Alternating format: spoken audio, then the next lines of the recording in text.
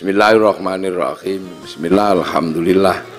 Wassalatu wassalamu ala rasulillah Sayyidina Muhammad ibn Abdillah wa ala alihi wa ashabihi wa azwajihi wa dhurriyyatihi wa ahli baitihi wa man tabi'ahum bi ihsan ila yaumil qiyamah.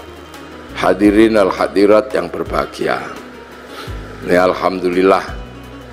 Tadi disampaikan oleh Pak Eri Bowo, Pak Komut, bahwa halal bihalal ini adalah prestasi orang Nusantara membuat Islam jadi indah.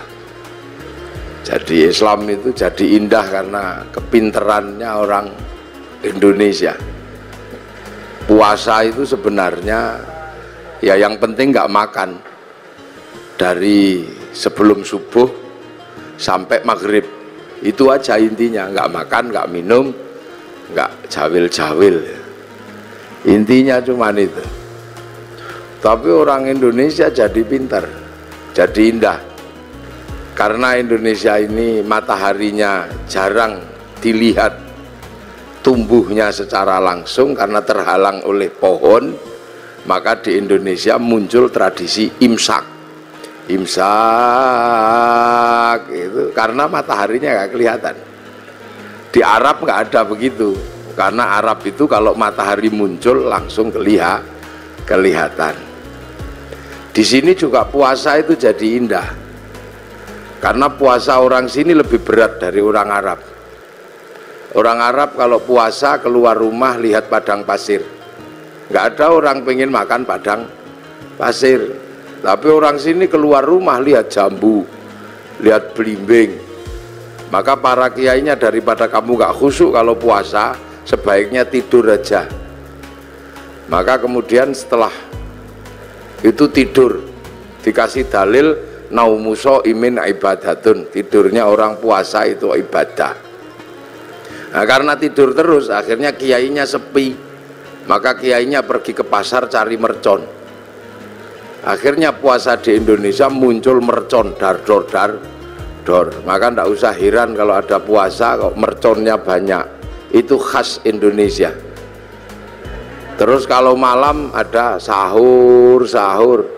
Bahkan sekarang ono sahur ora sahur sak karepmu ono.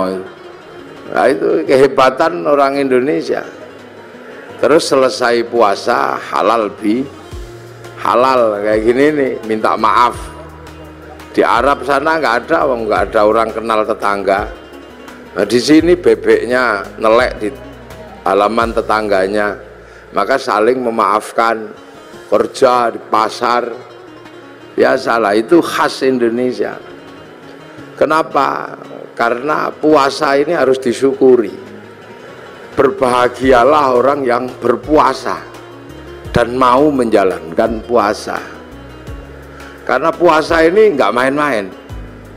Ibadah yang Allah bikin alasan itu puasa, karena puasa itu seperti penyiksaan, makan nggak minum nggak, penyiksaan. Tapi Allah kasih alasan, puasa ini bukan kamu saja, tapi orang dulu juga tak suruh puasa. Kama kutiba alal ladzina min qablikum, seperti orang dulu. Jadi puasa ini bukan sampean aja yang disuruh, seluruh manusia dari zaman bahula itu disuruh puasa. Makanya puasa ini ibadah yang paling terkenal, karena puasa ini ibadah kuno, kurikulum lama. Ibarat sekolah, kurikulum yang nggak pernah hilang itu berhitung. Matematika itu nggak pernah hilang kurikulumnya. Puasa itu juga sama, kurikulum kehidupan yang tidak pernah dihilangkan oleh Allah. Semenjak zaman Nabi Adam sampai Nabi Muhammad. Nabi Adam itu puasa juga. Sehari di bulan tanggal 13, 14, 15 rembulan itu puasa. Terus 27, 28, 29 akhir bulan namanya puasa Ayyamus Sud. Kalau hari terang puasa Ayyamul Bid. Nabi Idris juga puasa, dikenal dengan puasa tanpa nyawa, bila roh, makanan tidak ada nyawanya, tanpa ikan, nasi mutih nih cara orang sekarang. Nabi Dawud juga puasa, sehari iya sehari enggak. Nabi Musa sebelum naik gunung Tursina puasa. Nabi Ibrahim puasa. Nabi Isa diajari puasa. Nabi Muhammad juga masih diajari puasa. Dan Nabi Muhammad dikatakan oleh Allah, kama kutiba alal ladzina min qablikum, seperti orang dulu. Makanya puasa ini dikenal semua manusia, bahkan semua agama kenal puasa. Itu uniknya puasa. Dulu ada agama kuno, sekarang punah agama itu. Namanya agama Zoroaster. Nabinya Zarathustra, ajarannya nihilisme. Kalau orang Jawa bilangnya suwung. Itu Tuhannya dua. Tuhan terang namanya Ahriman, Tuhan gelap namanya Ahura Mazda. Nah, dua Tuhan ini suka kelahi, suka usil. Tuhan terang penguasa matahari, Tuhan gelap penguasa rembulan. Kalau dua Tuhan ini kelahi, Tuhan terang kok kalah gerhana matahari. Orang Zoroaster puasa 3 bulan. Kalau Tuhan gelap kalah gerhana matahari, puasa 40 harian gitu. Puasa. Ini orang Zoroaster. Cuman agama Zoroaster itu punah, berganti menyembah api, yang akhirnya di dalam Al-Quran dikenal dengan Majus atau Majusi. Cuman agama Majusi ini punah juga, karena raja terakhir Majusi namanya Rustum yang ada di Persia sana masuk Islam. Raja Rustum ini anaknya dinikahkan dengan anak Sayyidina Ali bin Abi Thalib, namanya Sayyidina Husain, lahir Sayyid Ali Zainal Abidin. Nah, karena masuk Islam kemudian orang Majusi tidak lagi menyembah api. Cuman orang Majusi kalau menyembah api, apinya ditaruh di bangunan tinggi panjang, itu namanya manaro. Sehingga kemudian setelah nyembah Allah, apinya dibuang, manaronya ditaruh di depan masjid. Akhirnya masjid orang-orang ex Majusi punya manaro. Begitu seluruh kaum muslimin lihat masjid orang Persia punya manaro kok bagus, maka kemudian seluruh kaum muslimin berlomba-lomba bikin manaro di depan masjid, yang akhirnya sampai Surabaya jadi menoro. Di puasa. Lu ini Islamnya begitu. Kalau masjid khas Arab yang asli ya kotak tutupnya pelepah kurma. Menoro itu, menara itu dari tradisi Majusi dulu. Kubahnya itu ketika Islam ketemu dengan Nasrani yang di Konstantinopel, kemudian punya masjid ada kubahnya itu sumbangan dari gereja dulu. Makanya kubah masjid sama kubah White House itu sama, kubahnya istananya Presiden Amerika ya sama kubah. Lah itu orang Majusi. Orang Hindu juga disuruh puasa. Jadi Hindu juga mengenal puasa, namanya upawasa. Upawasa itu nggak makan, nggak minum, nggak menyentuh perempuan, untuk persiapan moksa. Moksa itu mati terbaik ala Hindu, hilang raga dan sukmanya, hanya bisa dilakukan oleh orang Brahmana. Kalau orang kesatria nggak bisa hilang, maka dibakar, dingaben. Kalau di bawahnya ada kasta namanya Wisya, pegawai negeri. Nah, sampean-sampean pegawai ini kastanya Wisya. Itu dibakar matinya kalau sudah punya uang. Kalau belum punya uang, nabung dulu. Nah, di bawahnya ada Sudra. Sudra ini petani, pedagang. Itu Sudra, tukang las, itu Sudra. Nah, di bawahnya ada kasta namanya Paria, pengemis. Ini matinya nggak ada yang ngurus. Di bawahnya ada Kuca. Kuca ini tukang ngutil, jadi hidupnya ngentit. Apa itu? Tukang motong bansos lah kalau ininya. Itu Kuca. Itu matinya juga nggak ada yang ngurus. Di bawahnya ada Mleka, maling. Kalau ketahuan lari. Tapi di bawahnya ada namanya Candala, maling kalau ketahuan berani. Nah ini begal itu. Nah ini nggak ada yang ngurus. Nah, makanya mati terbaik itu moksa. Supaya bisa moksa melakukan upawasa, nggak makan, nggak minum, nggak menyentuh perempuan. Nanti tubuhnya mengecil, kecil, lap, hilang, imaterial. itu namanya mokso. Tapi waktu itu banyak yang gagal, sudah mengecil, ingat istrinya, maka macet jadi jenglot atau Bathara Karang itu. Makanya kalau ada yang ketemu jenglot jangan dijual mahal, itu produk gagal mokso. Itu asalnya begitu. Makanya dulu terus orang-orang di sini mengambil ajaran yang lebih mudah, bukan menahan hawa nafsu tapi ngumbar hawa nafsu. Namanya ajaran Bhairawa Tantra. Itu upacaranya namanya Pancamakara, laki perempuan udah kabeh melakukan hubungan seks bebas sak mblengere. Sisane sekarang di Gunung Kemukus Boyolali itu. Terus minum arak sak mblengere itu. Perutnya biar kenyang, kasih makan makanan termasuk tumpeng. Nanti biar kalau sukmanya pergi, tubuhnya masih ada, namanya ngerogo sukmo, kasih makan daging manusia, maka tukul sumanto. Akhirnya orang di sini mampu punya ilmu ngerogo sukmo. Sukmane pergi diajak nyolong, namanya ngepet. Sukmanya pergi dijak mateni wong, namanya santet. Dijak mencintai perempuan, namanya pelet. Nah, itu kuat sekali ajaran itu. Sehingga dengan ajaran Bhairawa melalui lautan Kertanegara sanggup menaklukkan Mongolia, menjadi negara terkuat di dunia, penakluk 2/3 dunia. Itu karena penganut Bhairawa. Itu Pelindo sekarang lah, pakai pelayaran. Itu makanya dulu terus paling berat itu Islam masuk ngadepi yang ini. Maka didatangkan ulama Persia namanya Sayyid Samsuddin Al-Baqir Al-Farsi, tapi lidah Jawa, lidah Honocoroko, maka nyebut Sayyid Samsuddin Al-Baqir Al-Farsi meleset dari Syekh Subakir itu. Lidah susah orang Jawa. Sayyid Jamaluddin Al-Husaini Al-Kabir jadi Syekh Jumadil Kubro. Karena lidah Honocoroko itu kan susah. Alhamdu keluarnya Al-Kamdu. Ya Hayu ya Qayyum ya Kayuku ya Umu. Robbil Alamin keluarnya Robbil Ngalamin, karena punyanya Mogopotongo. Gak punya dot, punyanya lo, maka Ramadan keluarnya Romlan. Nah, makanya orang-orang ini datangkan Syekh Subakir ini ngadepi orang Bhairawa. Nah, orang Bhairawa akhirnya lari ke Banyuwangi sana, dipimpin Menak Sembuyu Bajul Sengoro. Nah, di sana diajar sama muridnya Syekh Subakir namanya Maulana Ishaq, makamnya di Kemantren Lamongan itu. Akhirnya Menak Sembuyu nyerah, anaknya yang perempuan dikasihkan sama Mbak Ishaq, lahir Raden Ainul Yakin Sunan Giri, makamnya Gresik. Maka orang Bhairawa hilang, lari ke Bali. Tapi lama-lama tumbuh lagi orang Bhairawa di Kediri, nyembah patung Totok Kerot di daerah Pagu Pamenang, tempat moksanya Joyoboyo. Diajar sama Sunan Bonang, akhirnya nyerah.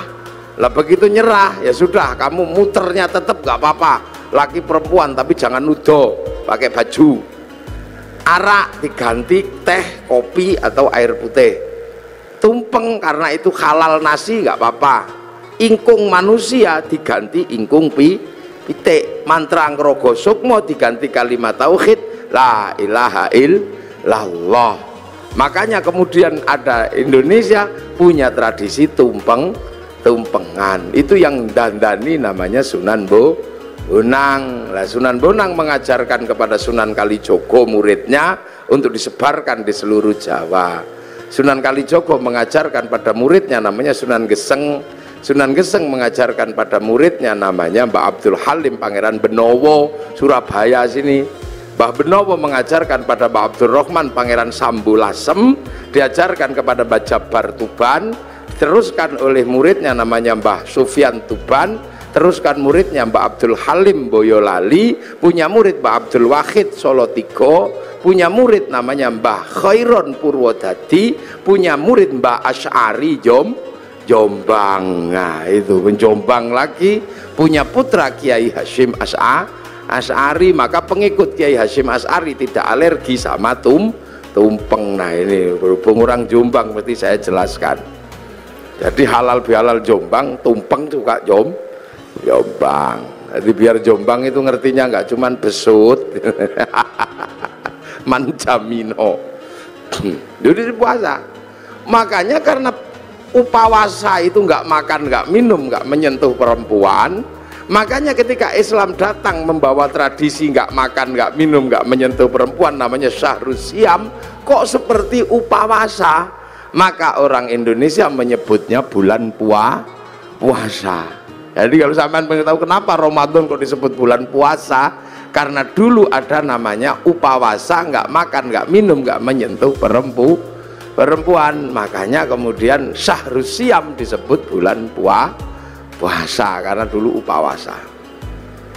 Orang Buddha itu juga pelajaran puasanya ada. Ketika ingin mendapatkan kesempurnaan menuju nirwana, itu puasa di bawah pohon bodhi, pakai kain selempang, tidak pakai daleman. Itu waktunya tidak terbatas sampai mendapat pencerahan. Agama besar Yahudi juga puasa. Kalau peringatan Yom Kippur mereka puasa.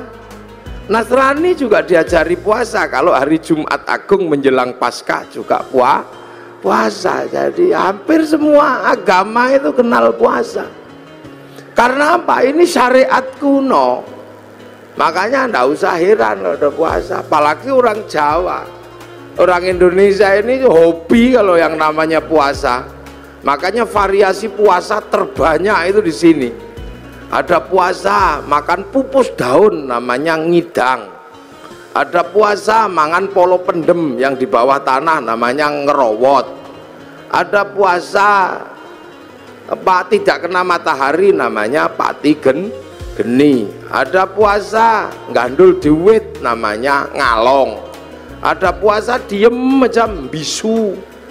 Ada puasa ngeluyur aja namanya ngidan. Ada variasi puasa itu macam-macam itu di sini. Dan bagi orang Nusantara dan orang dunia, puasa ini menempati sejarah tersendiri. Hampir seluruh cerita besar itu bermula dari puasa.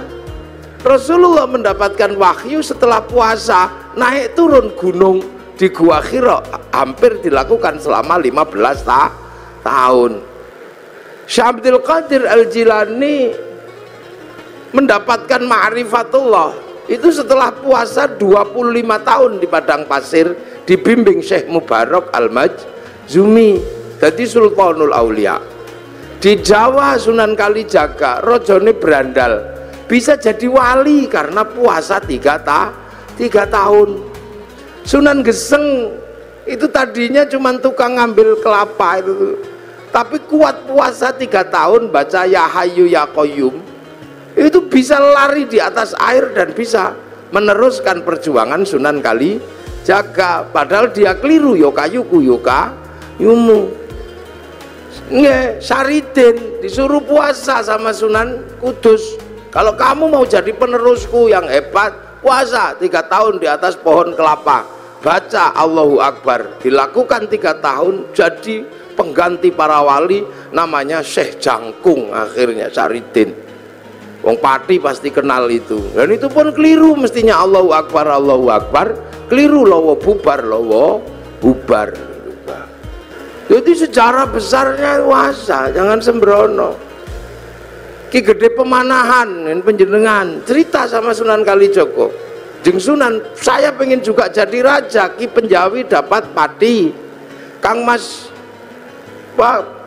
Raden Fata pun untuk Demak, kabeh pun untuk niku Haryo Penangsang angsal Pajang, Kang Mas Joko Tingkir dapat Joko Tingkir dapat Pajang, Haryo Penangsang dapat Jipang. Saya dapat daerah mana? Ki Gede Pemanahan matur Sunan Kalijogo, ya ndak ada, semuanya sudah habis yang baik-baik, tinggal 5 tempat, itu pun tempat setan. Tempat setan pertama ada di ujung timur namanya Alas Purwo. Tempat setan kedua ada namanya Alas Roban. Tempat setan ketiga ada namanya Alas Larangan Cirebon. Tempat setan keempat ada namanya Alas Ketonggo Ngawi. Lah tempat setan yang kelima namanya Alas Mentau lereng Merapi. Makanya kamu milih yang mana? Milih Mentau aja. Wah, kalau kamu milih Mentau setannya gede-gede, kamu puasa 20 tahun biar ditemani sama Ki Ageng Giring, jangan turun. Puasa 20 tahun di Bang Lampir Gunung Kidul, ini Pak Doso pasti tahu itu. itu bekas bokongnya itu sampai nyitak begini. Akhirnya apa? Mampu betul Bubak Alas Mentau ditemani Ki Gede, apa Ki Gede pun temani Ki Ageng Giring. Bubak Alas Mentau punya anak namanya Danang Sutawijaya, mampu menjadi raja. Bubak Alas bikin negara namanya Mataram, yang akhirnya dipecah Belanda jadi dua, Jogja sama Solo, yang akhirnya dipecah lagi Hamengkubuanan, Pakualaman, Mangkunegaran, Kasunanan. Puasa itu. Ki Ageng Pengging pengen punya anak jadi raja, suruh puasa sama Sunan Kalijaga 7 tahun. Akhirnya punya anak namanya Joko Tingkir jadi Rojo Pajang. Puasa. Calon Raja Mataram itu ada yang nggak mau jadi raja karena takut kalau jadi raja tidak alim. Maka dia keluar dari kerajaan, namanya Raden Bagus Harun, menempuh perjalanan spiritual puasa 7 tahun di daerah Ponorogo, Kampung Pagotan, di samping sumur. Yang sumurnya itu akhirnya ditirakati selama 7 tahun. Tahun ke-7 sumurnya itu naik airnya 7 meter.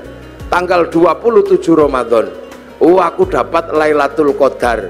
Maka sumurnya dikatakan dengan nama sumur Sewu Wulan. Karena sumur Sewu Wulan, maka kampungnya sekarang disebut Kampung Sewulan, di belakang pabrik gula Pagotan itu. Raden Bagus Harun akhirnya punya anak perempuan galaknya luar biasa, dikenal dengan nama Nyi Ageng Alap-alap. Kalau ngamuk naik di atas pohon. Dinikah Raden Santri, punya anak namanya Mbah Maktum. Nikah punya anak Mbah Maklum, nikah punya anak Mbah Tafsir Anom, nikah punya anak Mbah Qolyubi, nikah punya anak Mbah Ilyas. Mbah Ilyas menjadi kandepak pertama di Surabaya. Punya anak perempuan galak namanya Nafikoh. Dinikah sama Kiai Hasyim Asy'ari, punya anak Kiai Wahid Hasyim, nikah sama Nyai Solikah binti Bisri Sansuri Jombang, punya anak Abdurrahman Wahid. Bener-bener terjadi seorang ulama jadi presiden walaupun 2 tahun luwung. Cara puasa. Lu makanya kayak Lirboyo itu, pondok besar Lirboyo itu ketika Kiai Mbah Manap mau mendirikan Lirboyo, wong itu pusatnya berandal, suruh puasa, ngerowot, jangan makan yang di atas tanah, makan umbi-umbian. Dijalankan selama 56 tahun. Makan uwi, tahu uwi? Ngerti nggak uwi? Uwi umbi-umbian gede itu. 56 tahun makan uwi, sampai akhirnya uwinya hilang, dicuri gendruwo. Nah, akhirnya diganti gadung sama Mbah Manap. Akhirnya gadungnya dicuri gendruwo. Akhirnya karena makan gendruwo, gendruwonya makan gadung, akhirnya jam 12 malam gendruwonya mendem. Angin ribut terjadi di Lirboyo, pondoknya ambruk karena ada gendruwo makan gadung. Akhirnya sama Mbah Manap dikasih minum minyak jarak, terus sembuh. Kasih tugas nimba untuk air mandinya santri, pakai singgot pring panjang, itu nyinggot namanya. Nah, maka di Lirboyo dulu zaman mondok, sampean kalau tahu itu ada kriat kriut itu gendruwo nimbo.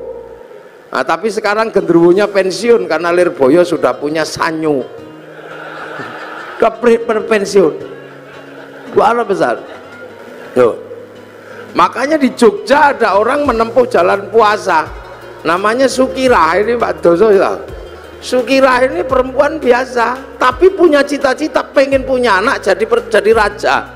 Padahal bukan tetangganya raja, istri raja juga bukan, maka tetangganya olok-olok, paling anakmu nanti jadi presiden, apa jadi raja deh ketoprak. Tapi Bu Sukirah nekat puasa 9 bulan sambil ya Allah, pengen punya jadi raja ya Allah. Itu 9 bulan anaknya lahir, laki-laki keriting jemblok, itu dikasih nama Soeharto, itu jadi presiden 32 tahun. Nah, itu makanya dulu jalan puasa ini banyak ditempuh oleh nenek moyang kita. Pengen istri cantik kok ditolak, orang dulu puasa. Masuk masjid kalau santri baca ya Rahmanu ya Rahim, 7 hari 7 malam I love you. Lah ya, kalau nggak mau ya Rahmanu ya Rahim, ya cari pohon besar, bawa beringin di kantor Pelindo itu, baca Sunama Tekaji Ajiku Jaran goyang, ya I love you sama saja, yang penting puasa. Lu puasa ini menghasilkan energi yang luar biasa. Ini yang kadang manusia akhir nggak ngerti. Makanya ayam aja ngerti kalau pengen neteskan telur puasa 21 hari. Nanti ayam netes. Ulet itu kalau pengen terbang dia puasa, jadi kepompong, ngepompong dulu, baru terbang jadi kupu. Ular itu kalau mau melungsungi ya puasa, nanti kulitnya ganti lebih mudah lah lagi. Makanya kita berdoa semoga puasa kita seperti puasa kupu-kupu, puasanya ulet habis jadi kepompong terbang jadi kupu. Jangan kayak puasanya ular, setelah puasa tetap aja keluar ular, sekali ulo tetap uloan. Itu jangan puasa. Dukun-dukun bayi dulu itu bodoh-bodoh, ndak pinter, cuman yok apa lo kuato, tapi puasanya kuat ya brul gitu ya keluar. Dan puasa ini nggak pandang bulu, dibikin baik ya mandi, dibikin jelek ya mandi. Makanya dukun-dukun santet itu kalau puasanya kuat, santetnya ya teksek. Bahkan orang cari nomor juga puasa. Loh, ini puasa ini menempati ranking tersendiri. Makanya orang-orang tua dulu hobi yang namanya puasa itu. Kalau punya hajat atau besar puasa deh, puasa. Hasil saya pernah punya pengalaman orang daftar tentara nggak keterima. Ini angkatan laut, daftar angkatan laut itu nggak keterima karena tingginya kurang 5 cm. Udah daftar kemana-mana nggak keterima. Akhirnya saya suruh puasa 3 hari. Hari pertama 3 teguk 3 kepal, buka sahurnya. Bacaan apa Gus? Moconen wodowo. Dibaca selama 3 hari wodowo. Begitu waktunya daftar diukur lebih 5 cm. Untung ora iku nih sing dawa kan. Kudune kan dhuwur ngono, tapi keliru saya perintahnya. Tapi kan yakin. Begitu diukur naik 5 cm. Tasyakuran motong sapi. Begitu motong sapi saking senengnya saya ukur, ternyata kurang 5 cm. Lah waktu itu meterannya yang mengkeret atau yang baca yang bingung. Nah sekarang ada di Angkatan Laut Surabaya, maka cari aja kalau ada tentara yang kurang 5 cm ya dia itu.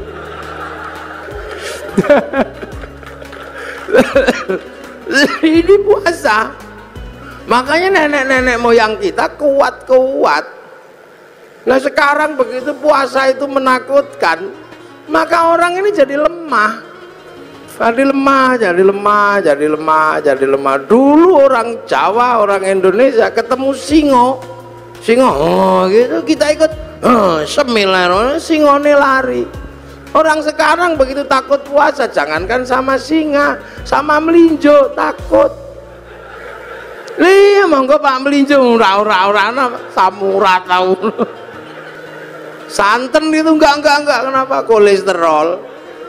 Penyakitnya banyak karena nggak ada orang mau puasa. Akhirnya begitu remuk masuk rumah sakit, dokter harus menangani orang sakit, tapi ketika orang sakit mau ditangani dokter mengatakan puasa ya, puasa dulu, kalau nggak puasa saya nggak mau ngoperasi. Makanya pasien yang mau dioperasi pun harus puasa. Lu dokter aja ngerti, nah sampean kadang nggak ngerti, mumpung masih sehat poso.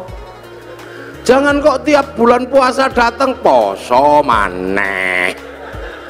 Itu caranya Allah. Dari dulu manusia dikasih senjata yang luar biasa namanya puasa. Gitu. Makanya kalau ada people power enteng-entengan, ada puasa enteng-entengan. Apa puasa enteng-entengan? Diet. Nah diet itu puasa enteng-entengan. Kan Pak Amin kan mengatakan ada people power enteng-entengan. Nah puasa enteng-entengan juga ada, namanya diet. Karena kalau diet kenemenen dead. Nah ini lah ya. Jadi ini dari zaman kuno.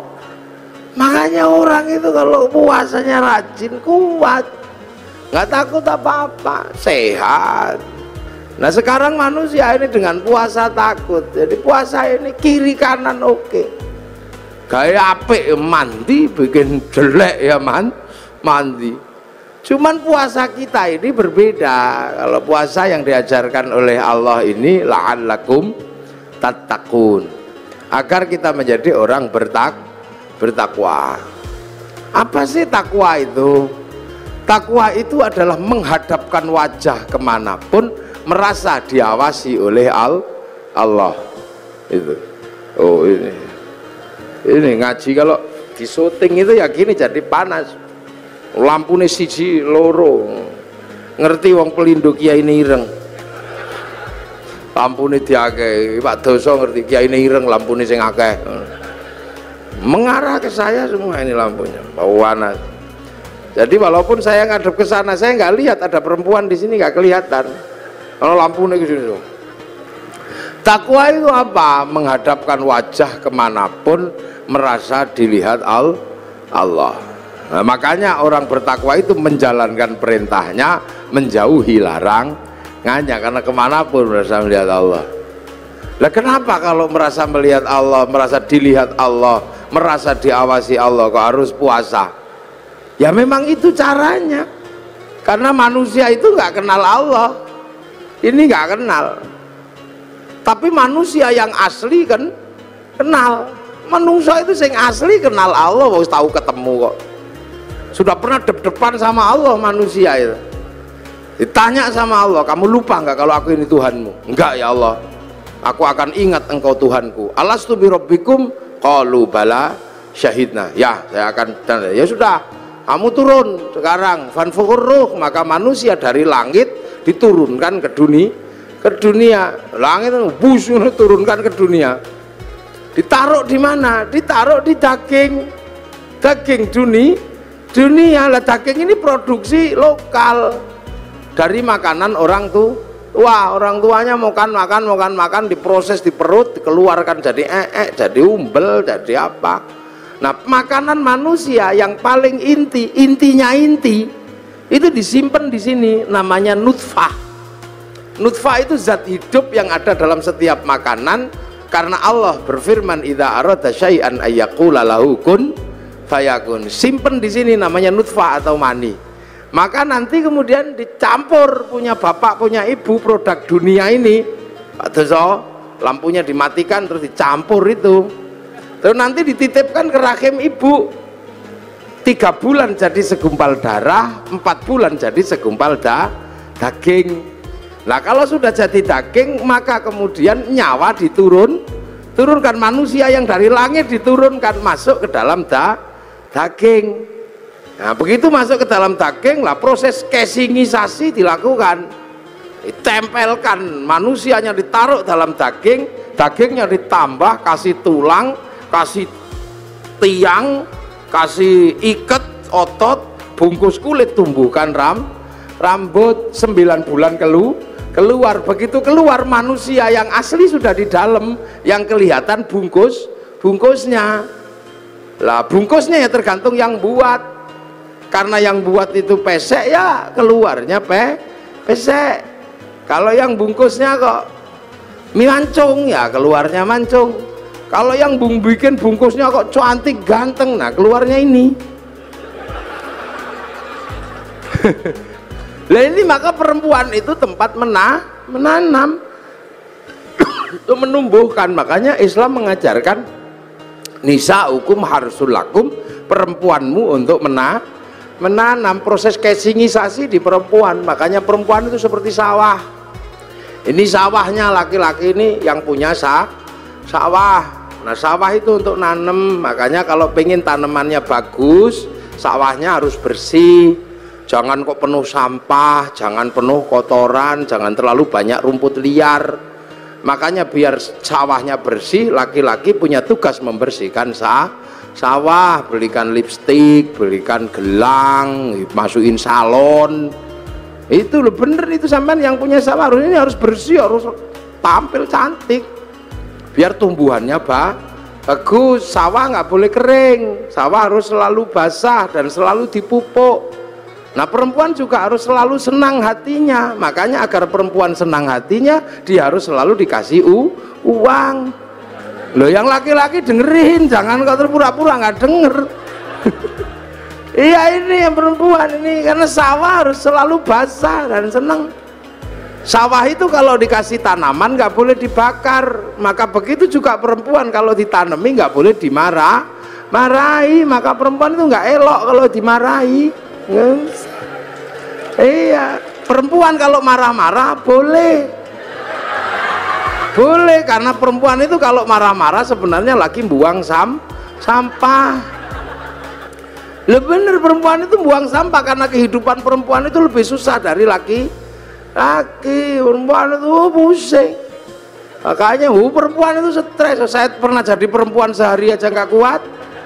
Loh iya, saya pernah jadi perempuan sehari nggak kuat gara-gara saya ribut sama istri saya.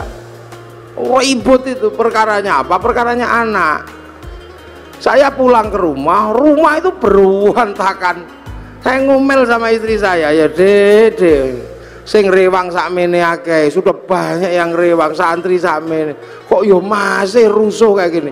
Mungkin lagi head kayaknya istri saya, langsung nyelantap itu, Mas jangan gitu, sampean nggak pernah merasakan jadi perempuan, anakmu ini ayo gitu, sampean mau kalau jadi perempuan, ya gitu, mau saya coba sehari saja nggak apa-apa.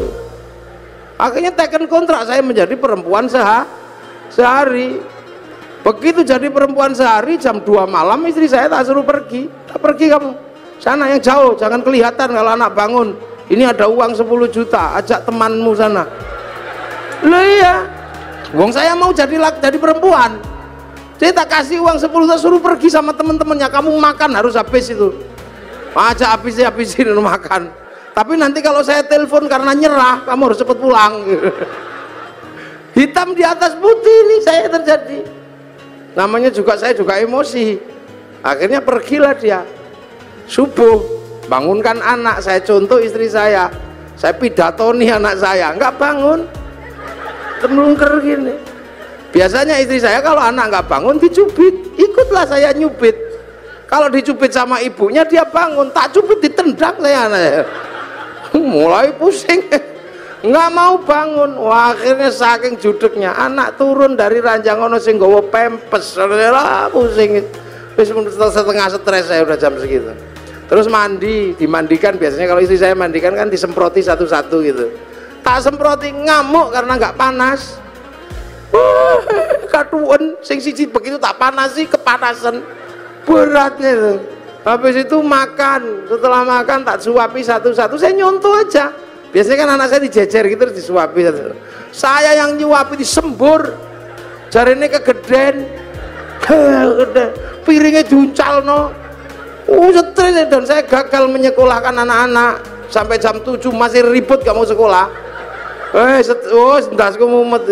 Jam 10 itu rumah itu dicat semua pakai lipstik, gambari.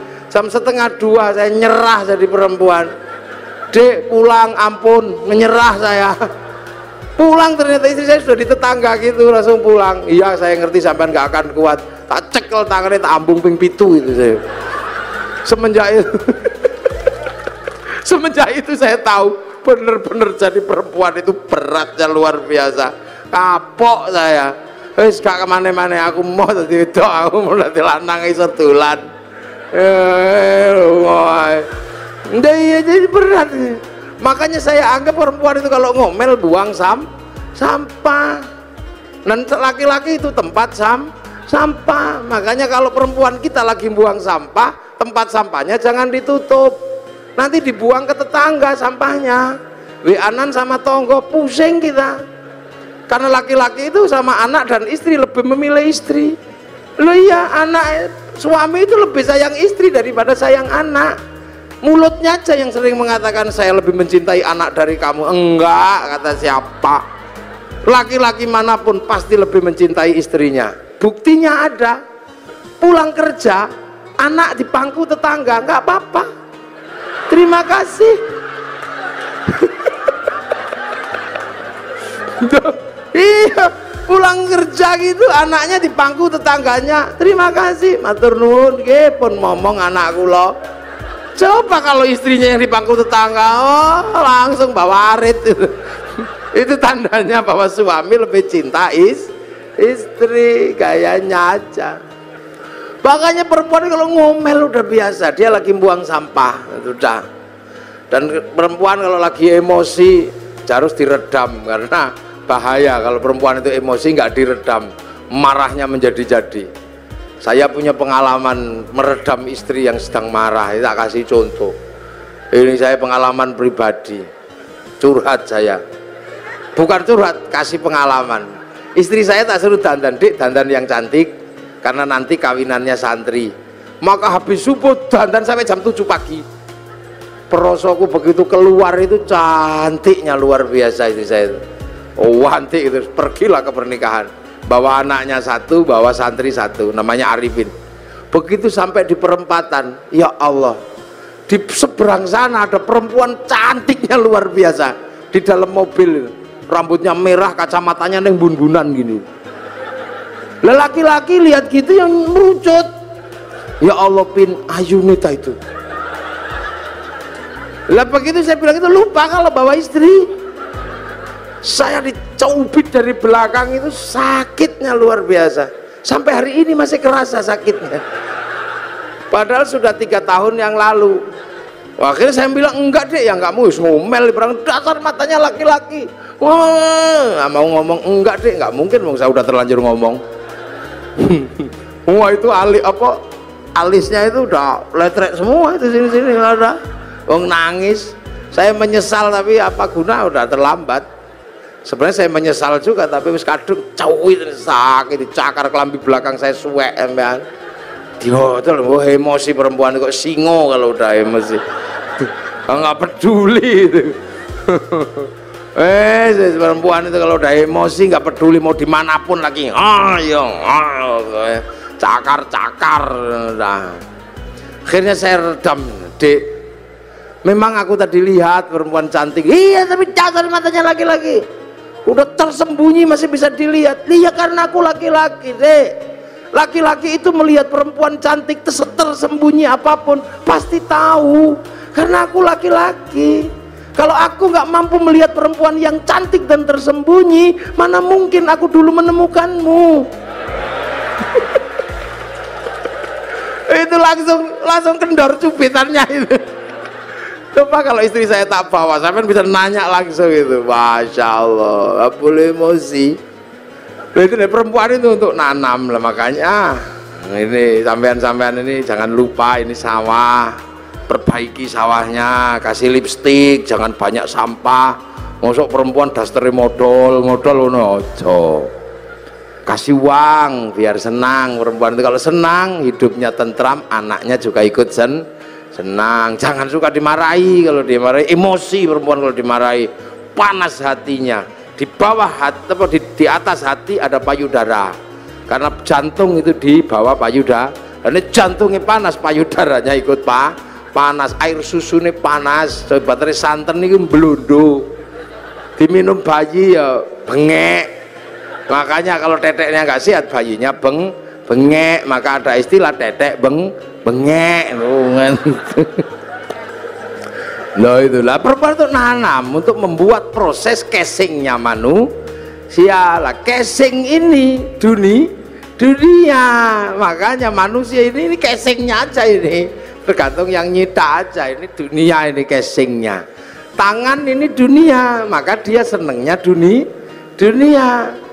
Mata ini dunia, wong dari produk dunia kok. Makanya tangan laki-laki dimanapun kalau lihat bokong pasti pengen demek. Ini dunia, ndak usah tangan Pak Direktur, tangan Pak Komisaris, sama aja, wong tangan saya juga sama. Ini dunia, ndak usah heran. Tangan ibu-ibu dunia, maka pengen dikasih gelang. Sama aja, yang bedakan remnya dok. Insya Allah kayak kiai ini remnya cakram. Jadi pas direm set itu depan belakang berhenti. Nah rem pelindo ini kan nggak cakram, antromol tadi gitu.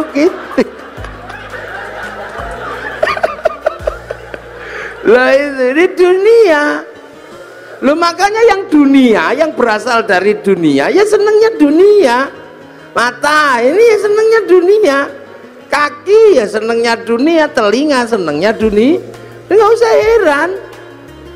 Makanya kalau kita dengar adzan Allahu Akbar, Allahu Akbar, yang nyawanya, yang manusia yang asli, yang dari langit, yang kenal Allah, tek pengen sholat, tapi bokong ini kan dunia.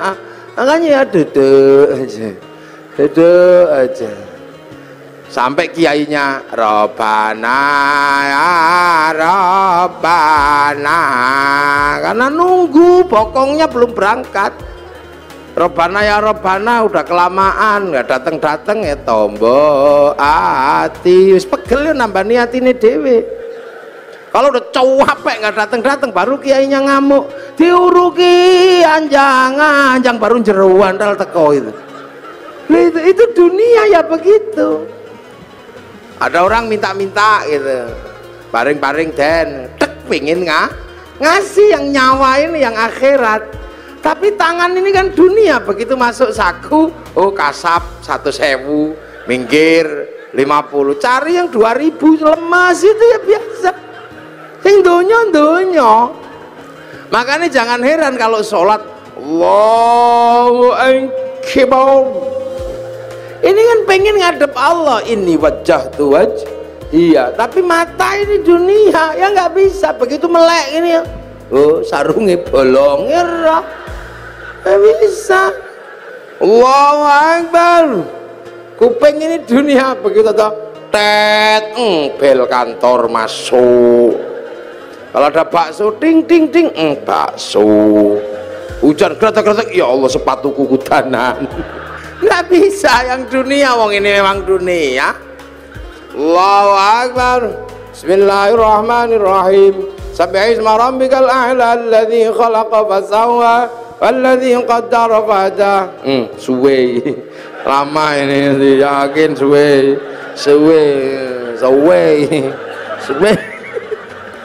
Lah dunia. Lah ini dunia, makanya nggak usah heran yang dunia senengannya dunia.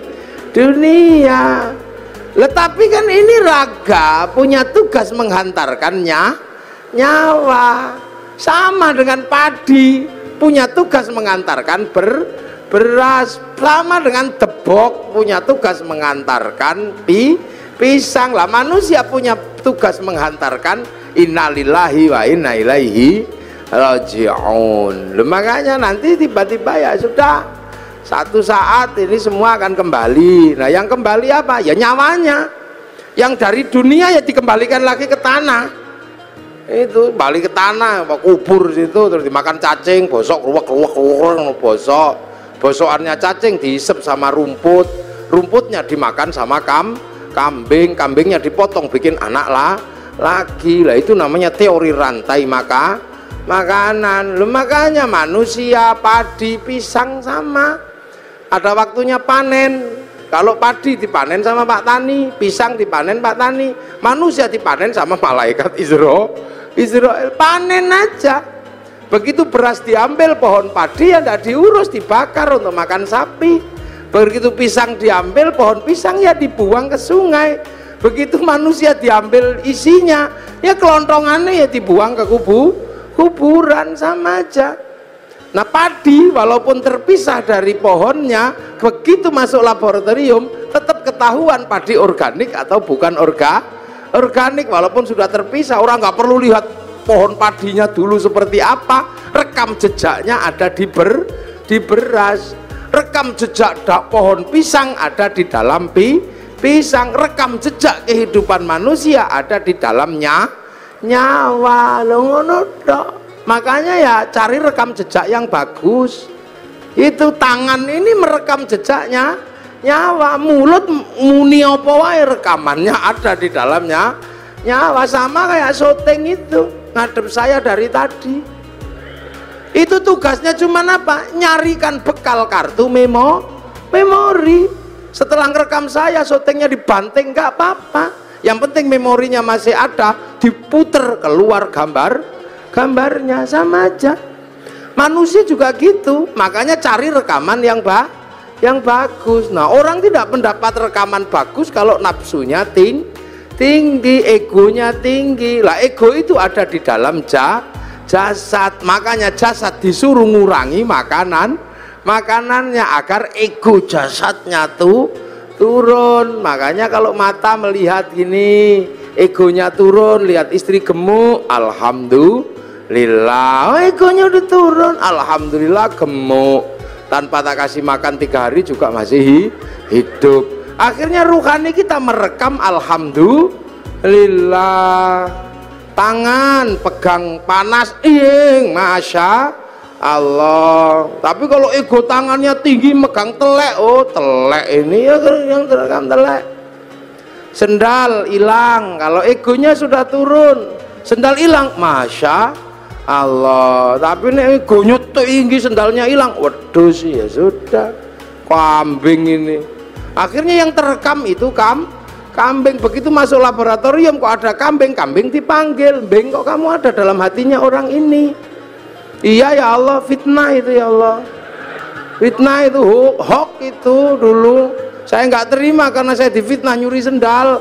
Padahal seumur-umur tidak ada kambing nyuri sendal." Lu itu ada, makanya rekaman ini itu pelajaran dasarnya itu sebenarnya.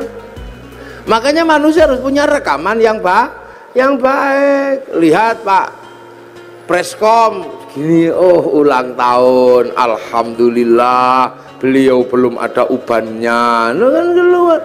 Nah kalau yang egonya tinggi, udah setua itu, masih nggak ada ubannya, pasti semir 1 kilo itu. Akhirnya rekaman disinya semir 1 kilo. Tapi kalau egonya turun, alhamdulillah. Kita ini punya chip namanya nyawa. Sampean jangan lupa, lihat apapun direkam oleh nyawa. Seperti kamera itu, lihat saya gitu, nanti rekamannya ada itu setting. Kalau musim kampanye ada ada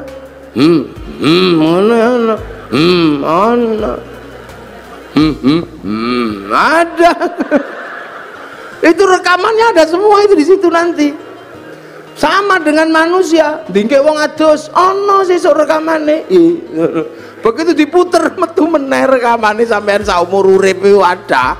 Makanya rekamlah yang bagus. Nah, agar rekamannya bagus, nafsunya harus diturunkan. Lah nafsu diturunkan dengan cara puasa. Makanya orang kalau puasanya ini kuat, nafsu egonya tuh turun. Sebab apa? Orang kalau sudah egonya turun, apa-apa bisa melihat Allah. Ayam naik masjid, itu orang kalau egonya turun, ayam naik masjid, alhamdulillah, masya Allah ada ayam naik masjid, syukur ya Allah terima kasih. Kenapa? Karena kiai akhirnya bisa mempraktekkan bagaimana membersihkan tele ayam dari atas masjid. Ilmu yang demikian sulit membersihkan tele ayam dari atas masjid bisa dipraktekkan karena ada ayam naik masjid. Nah kalau nggak ada ayam naik masjid nggak bisa dipraktekkan karena kiai tidak boleh bawa telek ke atas masjid. Jadi alhamdulillah ilmu bisa dipraktekkan karena barokah pitik itu. Makanya hati-hati, nafsu itu mengingkari Allah. Contoh ini mudik lebaran, orang Surabaya ini yang paling seneng dulu itu rujak cingur. Akhirnya karena musim lebaran cari rujak cingur kemana-mana nggak ada, sana nggak ada, ke sana nggak ada, sampai seminggu kepengen rujak cingur. Bayangkan rujak cingur saja udah ngiler. Akhirnya pas halal bihalal ke tempatnya Pak Dirut, Pak Doso, ada rujak cingur. Seminggu kepengen rujak cingur, ada. Ya halal, ya silakan makan, tapi hati-hati kalau saya nggak berani makan.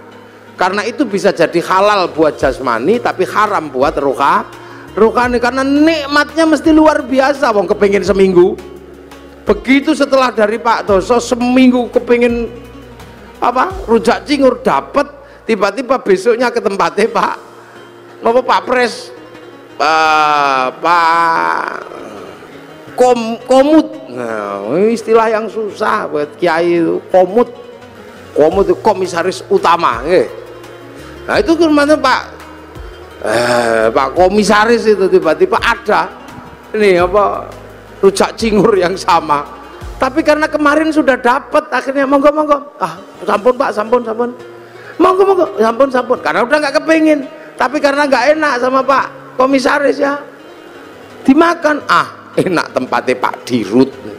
Padahal begitu zaman muni enak tempatnya Pak Dirut, zaman ribut sama Allah. Wong hari ini dibagi yang ini kok masih nggak terima, membayangkan yang kemarin. La in syakartum la azidannakum wa la in kafartum inna adzabi lasyadid. Inilah. Jadi ini makanya orang kalau puasanya kuat-kuat, ini nafsunya turun, kemanapun kembali kepada Allah. Nah itu loh, maka la'allakum tattaqun, semoga kita menjadi orang yang bertakwa. Lah makanya nafsu ini kalau udah turun, hidup jadi enak, indah. Makanya kita ini kalau orang-orang yang sudah bertakwa enak, lihat apapun kembali kepada Allah. Ini di belakang ada tema keragaman, ya keberagaman apapun juga dari Allah. Makanya orang nafsunya turun ya nggak ribet. Lihat orang Jepang nggak perlu emosi, lihat orang Cina nggak perlu emosi, lihat orang Yahudi nggak perlu emosi. Toh kita hidup bersama-sama. Sekarang orang Jepang nggak datang, tapi mic-nya datang. Ini kan bikinan Jepang. Ya, jadi kita ngaji ini pun melibatkan orang Jepang. Kita ngaji melibatkan kipas angin mereknya Mas Pion Cino sih enggak. Kalau kita malam longok-longok pengen ngerokok, gudang garam Cino. Pergi haji kita nggak bisa jalan kalau nggak ada pesawatnya orang Yahudi. Wong Pak Habib disuruh bikin pesawat nggak jadi, wong namanya tetuko, sing teko ra tuku, sing tuku ra teko. Makanya kiai-kiai nggak ada yang ribet. Istri kita cantik-cantik karena parfum dan bedaknya orang Prancis. Nasrani karena bedak Surabaya nggak mau make, wong beras ditumbuk ya blonteng kah. Biasa aja hidup itu begitu. Iya, kita ngaji gini misalnya, ya ngaji ini baik, wong pengajian. Ya makanya kalau saya mengatakan saya lah orang terbaik hari ini, ya bisa sah aja, wong saya sendirian ngomong di depan minumannya banyak. Tapi saya juga nggak bisa terbaik di sini karena baiknya saya ada panitia yang bikin pengajian. Kalau nggak ada panitianya ya saya nggak ada di sini. Lalu terus siapa yang terbaik? Ya panitia pasti mengatakan saya yang terbaik. Saya mengatakan kalau saya nggak datang pengajianmu jelek. Lah itu baru dua udah ributnya luar biasa. Belum lagi kalau sampean ikut-ikutan. Ya ini menjadi baik karena saya mau hadir. Coba kalau saya nggak ada yang datang, itu bukan pengajian namanya. Lah apa? Cek sound. Bukan kayak gini. Lah orang-orang yang sudah mengembalikan semua kepada Allah enak, nggak ribet, biasa aja orang. Terus kita misalnya ini pengajian jadi indah karena ada yang nata kursi. Apa yang nata kursi itu sholat subuh? Ya belum tentu. Jangan-jangan yang nata kursi nggak sholat subuh, tahu. Sama kita makan jadi enak karena apa? Ada bumbu. Bumbu bisa enak karena diulek pakai cowek. Kita nggak pernah tahu waktu bikin cowek itu bikin cobek. Jangan-jangan pas airnya kurang dikencingi juga nggak tahu gitu. Hidup itu indah. Jadi orang itu kalau sudah mengembalikan semua kepada Allah nyaman, udah gak ribet. Orang Surabaya ini nggak punya garam, yang punya garam orang Madura. Sampai nggak tahu waktu orang Madura bikin garam, jangan-jangan kebelet pipis kolamnya dipipisi, ya nggak ngerti kita. Makanya jangan mudah berburuk sangka sama orang, biasa aja hidup itu. Ini makanya akhir-akhir ini begitu orang takut puasa, ini orangnya ribut aja, dikasih apa ribut, dapat apa ribut. Orang biasa aja. Ini ngaji, ya ini ngaji, ini minumnya kopi.